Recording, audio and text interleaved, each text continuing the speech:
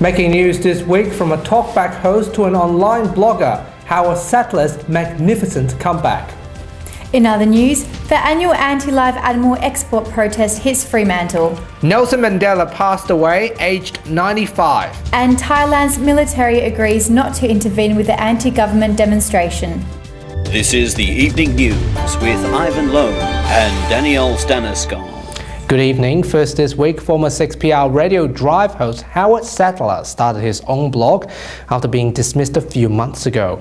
This week I caught up with Perth's King of Talkback for a feature interview about his blog and the challenges that he faces. Howard Sattler, welcome. Good to be part of the new media, Ivan. Thanks for joining me. How would you describe your current situation after you being sacked by 6PR? Well, I'm sort of out of work and got lots of time on my hands, really, and I want to use that time in a gainful manner. You're a talkback host and now you're an online blogger. What's the major difference you've experienced? My audience is now worldwide. I can talk to anyone on the planet, and it's great. I'm getting, I think, a new demographic as well, younger people able to listen to me, and some even taking some notice, it would appear. Speaking about your blog, will it focus more on news commentaries? Well, see, the blog thing is all about what I've thought for some time, what I used to extol on air, but it's all about getting people to think about things, not to agree with me. I don't care if no one agrees with me, but at least I've got people thinking about major issues and maybe doing something about it. Will you still pursue legal action against 6PR? Absolutely. Why? Because they've wronged me. I mean, I've been hardly done by. I was given no warnings about anything. I didn't do anything wrong. I had approval from the Prime Minister's office to do what I did, to have a candid interview. That's what I had. She didn't complain to me, so I don't know why they did. What are your plans for the future? I don't know, but I'm excited by this new media we're all involved in, aren't you? And what do you hope to achieve with your blog? I hope to achieve that people will take some notice, not agree with me again, but take action, not just sit back and be complacent about things. Get out there and do things positively.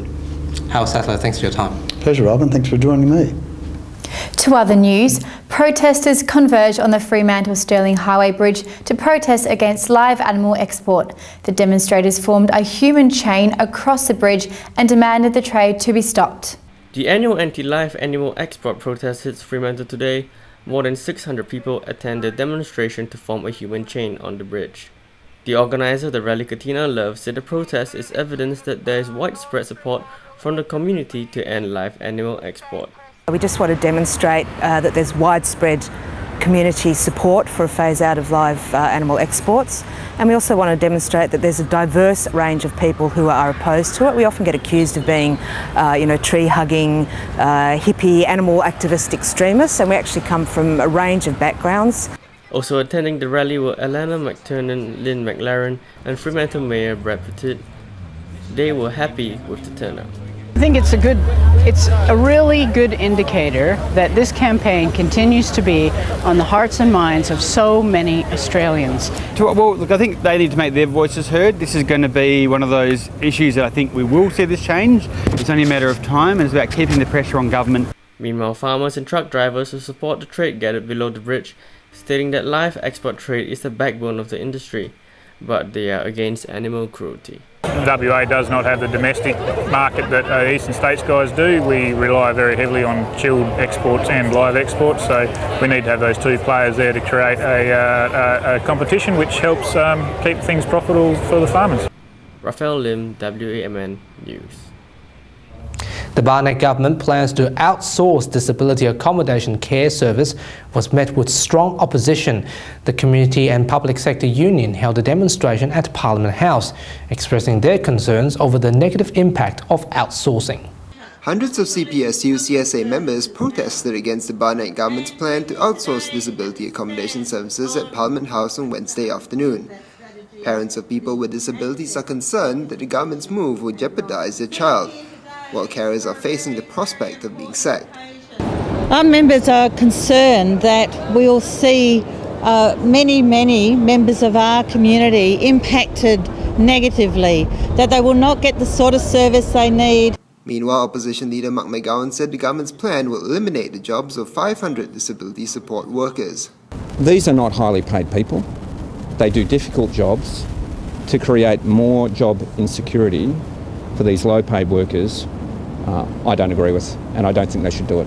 However, WA Mental Health Minister Helen Morton responded by saying that 83% of WA's disability accommodation services are provided by non-government sectors and there shouldn't be any concerns. What I want to make absolutely clear for all of the people here, those are the people who work there and people who are receiving services, is that no service will be cut or diminished in any way. Meanwhile, on Thursday, another demonstration was held at Parliament House by United Voice WA, protesting against Colin Barnett's workplace reform bill.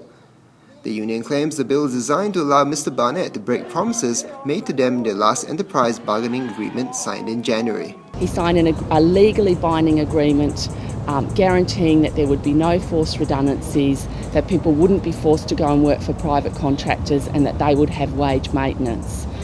Colin Barnett has now changed the law to override that agreement. Shibs Way, WMN News. Police and Road Safety Minister Lisa Harvey urged WA drivers to slow down this Christmas.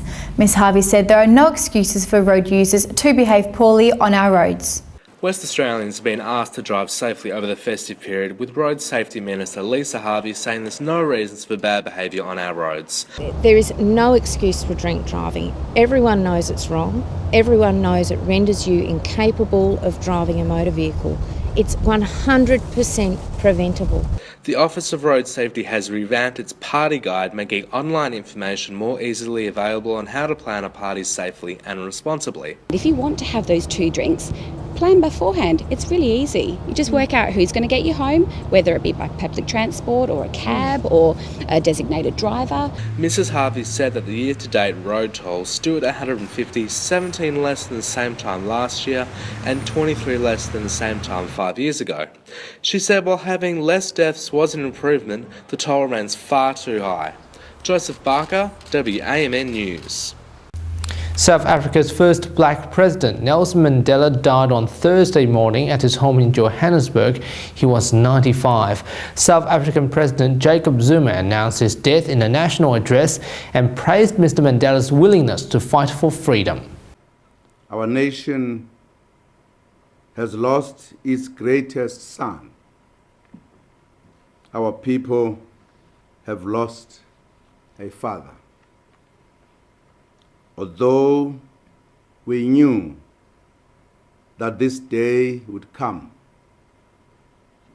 nothing can diminish our sense of a profound and enduring loss. Protesting in Thailand has slowed down this week when security forces stepped back from protesters in Bangkok. There were clashes earlier in the week, but the situation slowed down on Wednesday after security forces stepped back from protesters as they tried to topple police barricades and storm the Prime Minister's office.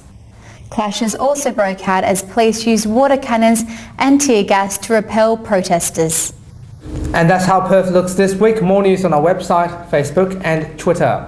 The evening news will be back after the Christmas break in January. Thanks for supporting us over the past year. Have a great Christmas holiday and good night.